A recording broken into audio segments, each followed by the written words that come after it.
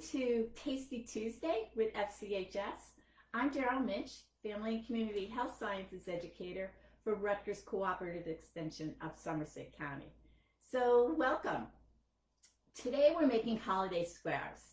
This is a cake that's been a favorite in my family for generations, and I like it for 3 reasons. First of all, it's really pretty and very festive.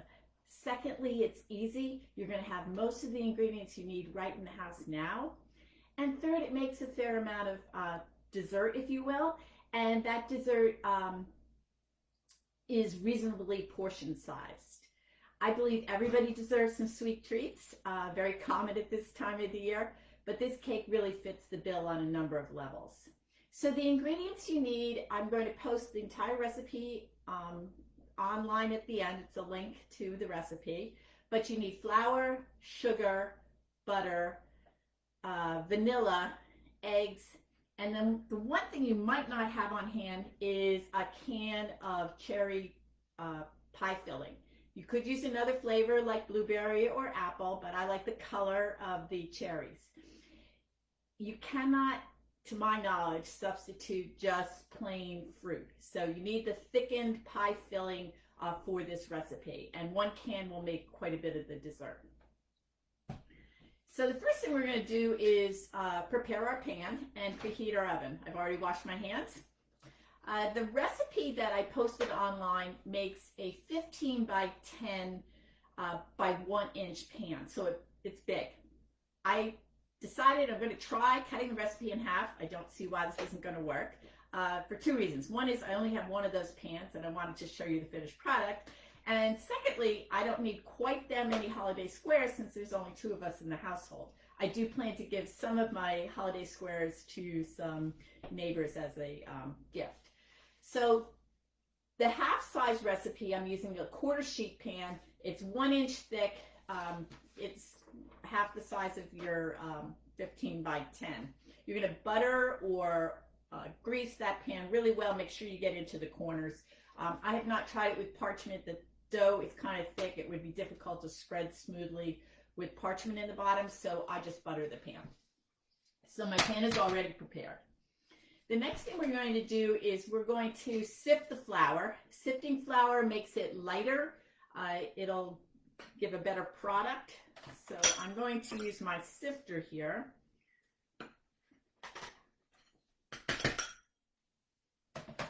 Another thing that you could use if you don't have a sifter, if you have a wire mesh strainer, you can just tap it, stir it, the flour, and that will also sift it. So I'm using my sifter. When you just crank, and you get a nice light flour mixture for this. And I need 1 cup of flour because the recipe, you're just going to cut everything in half. So originally the recipe called for 2 cups. We're going to use 1. With flour, you don't want to necessarily scoop all the time. In a cake recipe, you want it to stay nice and light. So I'm going to spoon it into my dry measuring cup.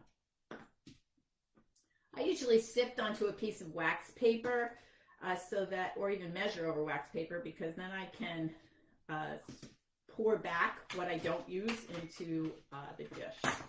So I'm going to use a straight edge to level off the flour so it's an accurate amount. That's done. Right, I'm going to move this to the front here out of the way because I don't need that. I'm going to take my bowl and I'm going to add 1 stick of butter. The rest, and I cut everything in the recipe in half.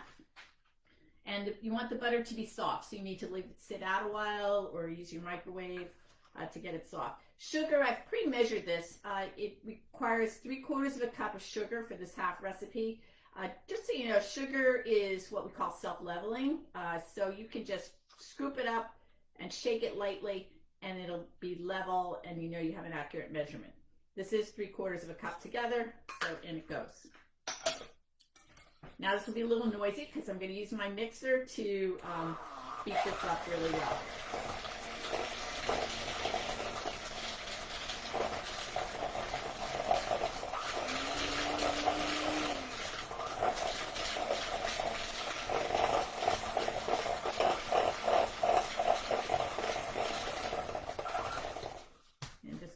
stir this just a little bit.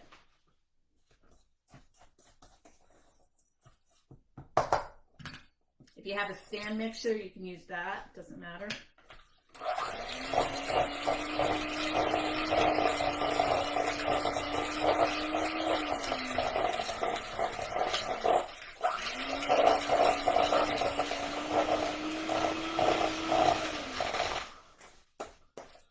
You want this is still a little bit crumbly. I'm going to get it a little bit creamier.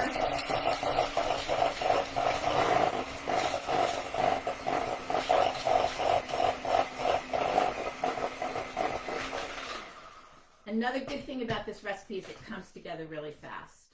All right, so now I'm going to add the eggs. 2 eggs.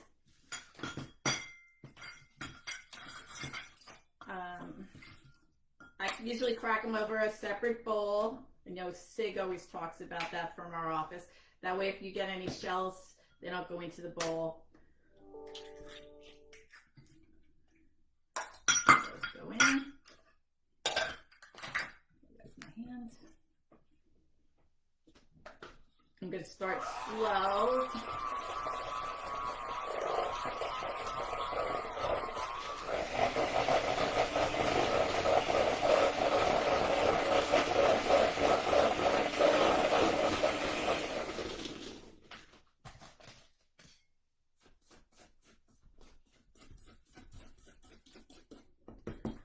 At this point, I'm going to add my vanilla. It takes 1 teaspoon of, or half a teaspoon rather. Half a teaspoon of vanilla, or you could use lemon juice extract, lemon extract, half a teaspoon.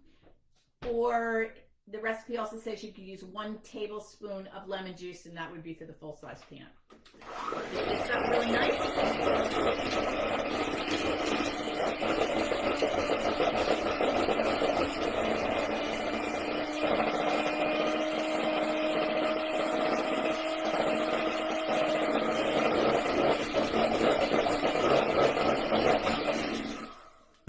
You don't want to have any big lumps in there. You want it to be nice and light, fluffy. Give it a little bit more.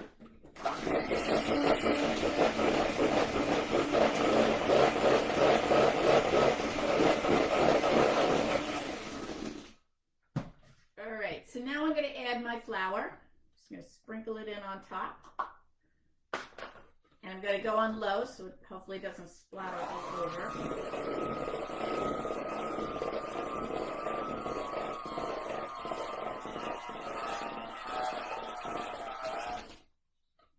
Okay, so I'm just going to scrape off the beaters a little bit. The batter is really thick at this point. I'm going to show it to you. Sometimes if your mixer, when I do the full recipe and I'm using this mixer, you could feel the mixer was working a bit hard towards the end of the flour mixing, so you can always finish by stirring that by hand. Just give it a quick stir. We don't want to overmix the dough. So that's the dough. It's really a thick batter. That's all there is to that part. So now I'm taking my greased pan and I'm going to put my batter in the pan.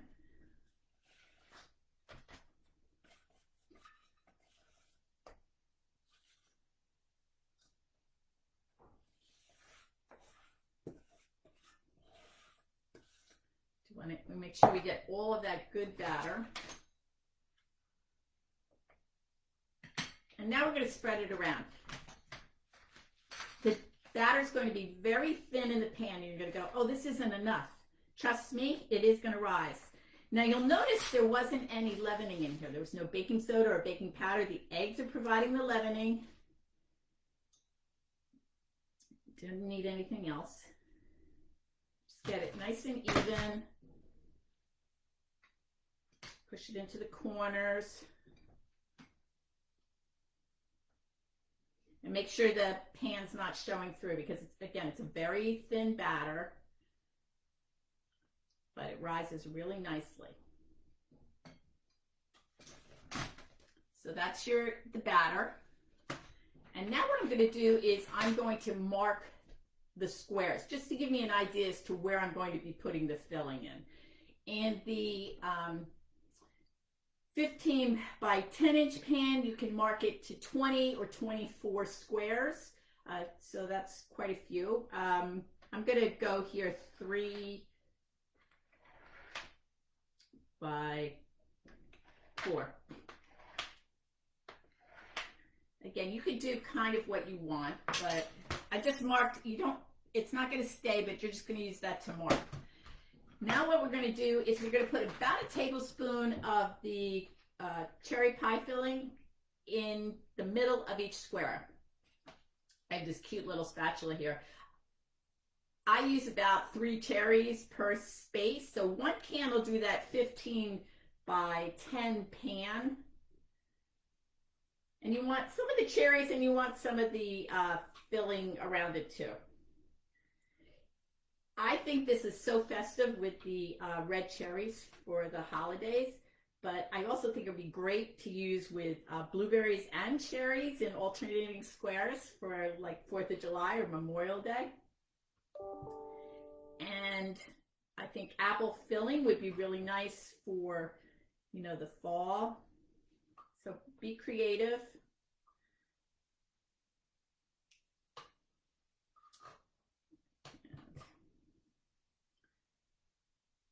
This is probably the most time-consuming part.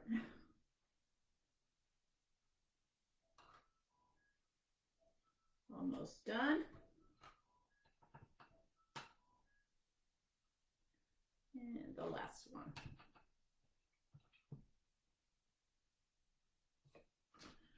Okay. So the pie filling sits right on top of the batter. You're going to put this in your 350-degree oven for 45 to 50 minutes until the cake is a nice golden brown. You can use a cake tester because it's going to rise up in the oven. Finished product. So this is the finished product. You can see the cake rises up around the filling, and this is what a full sheet makes. So this is 24 squares, so it serves a nice sized crowd. We're going to cut these.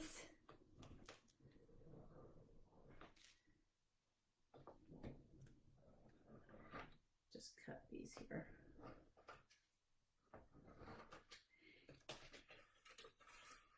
Now, I don't think this would freeze very well, which is why I said I didn't really want to make a whole nother tray. As I said, I only have 1 tray this big. I don't think the pie filling would freeze that great, and then I think you'll end up with soggy cake. So make this when you can either use the whole tray, or now that I think about it, you're going to make a half tray as well. So this is the finished product, but we want to make it look pretty and festive. Let me set this aside here. So I have a little bit of powdered sugar, and we're just going to dust this on top and just wipe off my pretty plate. And then we have our holiday squares. So I wish you and your families a wonderful holiday season, certainly a happy and healthy new year. We will not have our Facebook Live on this Friday or next Friday, but I will be here next Tuesday making a zesty cranberry salsa that you can enjoy for New Year's. And I hope you'll be able to join us. Like always, all our videos are available on our Facebook page as recordings, and I will have the recipe up, connection up for you in just a little bit. Stay well. Happy holidays. That's all from Family and Community Health Sciences. Thank you.